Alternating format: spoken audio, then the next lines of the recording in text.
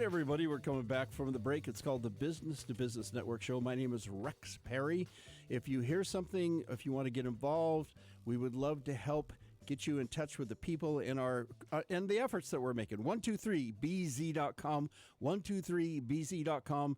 And again, if you get a chance, Google digitaldemocracyproject.org. It's a all 50 states push to get registered voters to do straw polling using your phone or the internet.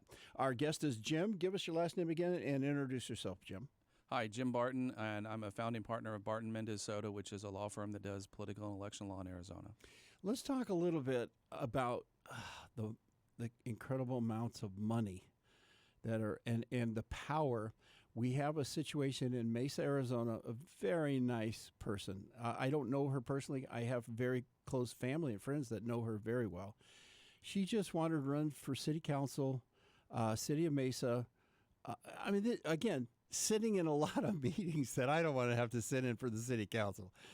But for some reason, the Charlie Kirk, again, what's the name of it again? Turning Point. Who knows why, went after her. Do you have any idea what happened there? Are you familiar with the...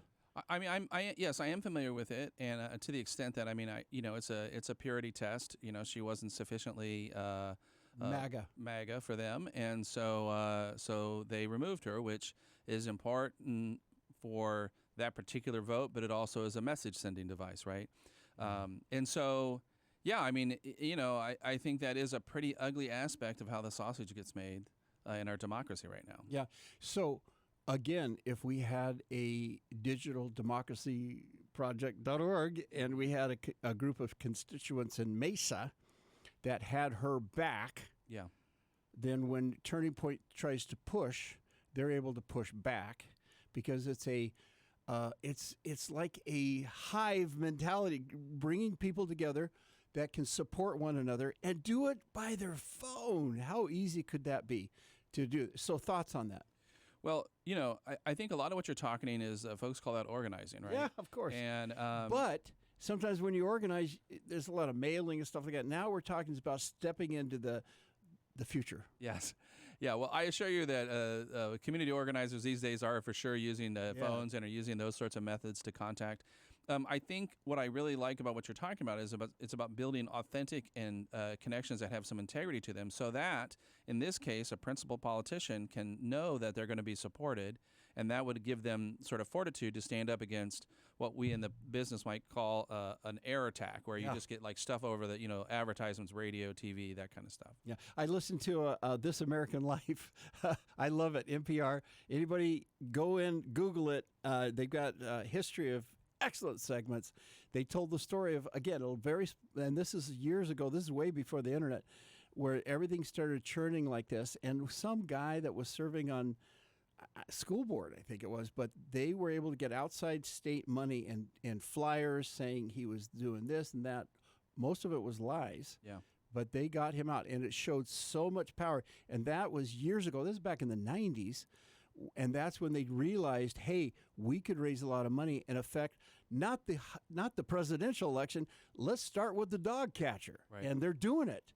And so we get to push back. Now let's talk about straw polling, a registered voter, you know who they are, versus a lot of people when they do the polls, you're randomly calling people. I don't know about you, but I don't answer the phone. In fact, I just got a call while we were on the air. I didn't recognize the number.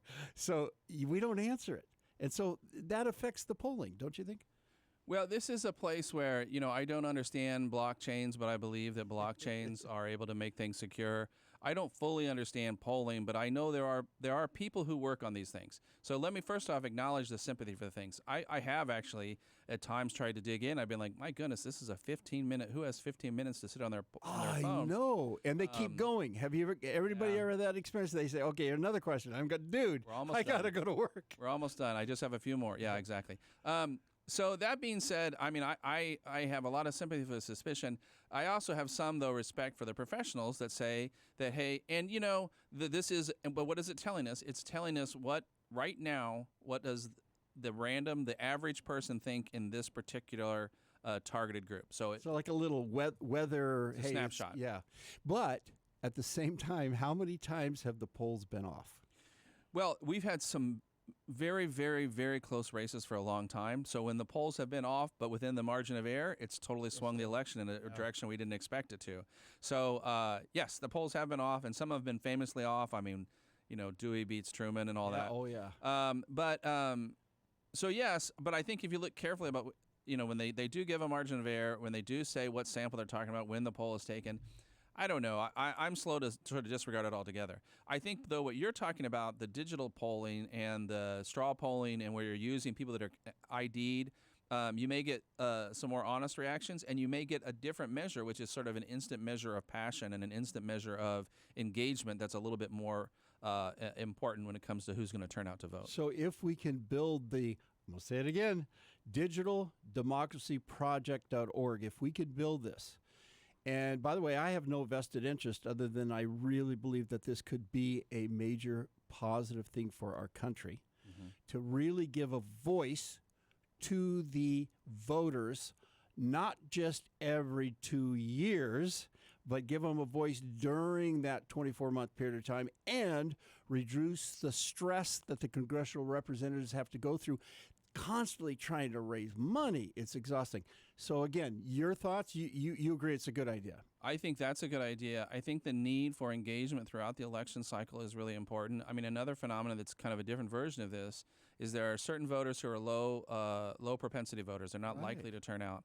And what happens is, at least, I'm a progressive, I represent Democrats, at least for my side of things, what ends up happening a lot of times is these folks start getting bombarded with pleas to go to the polls every 2 years. I'm like, guys, in between, we need to be telling them why they need to go to the polls, why it's important to engage, and to try and just have this sort of biannual engagement campaign is not the best way to do it. It's not authentic. 2 minutes. We got a couple minutes here. I have to tell you a quick story. This last election, 2024, I knocked on 4,000 doors, myself personally. Okay. I was so committed to this. And obviously, my candidate didn't win. But it would be nice if we had this registration system where people that have registered online and been ready to go, they could put out a sign saying, "Don't knock on my door again, please," because that's what they got. They were just exhausted. And another thing about this polling thing, I've actually picked up the phone call a couple of times, and they start asking my opinion on things, and pretty soon I can tell it's a push poll. Explain to the audience what that is. Well, a push poll is when you say that you're asking questions, but you say, would it bother you to know that such and such still beats his wife? Would it bother you to know that he's really a lizard man from Mars or whatever, And so it's done in the sense of a question, but it's like those questions that people in your personal life ask you that you can tell from the question what they really want the answer to be. And so that's a push poll, and those are supposed to be treated just like political advertising and not as polling. Contact information again. BartonMendezSoto.com. So that's the webpage, www.BartonMendezSoto.com, and that'll tell you how to get in touch with me there. And asking questions, if you're thinking about running for office, you're thinking about fundraising, you're thinking about, anything in that area, you want a good attorney, you're going to make sure you cross the T's, do it right. Yeah, come our way, and we'd be happy to set up a quick interview with you. And then as far as going forward, that's something that we talk about at that time. Jim, thanks for coming down. Appreciate it. We got music coming up. It is time for another break. In fact, we got news at the bottom of the hour. Please stay tuned. We've got another segment. We're going to get a chance to interview the president of the ASU Political Club in our next segment. So please come back with us. Stay tuned. We'll be back.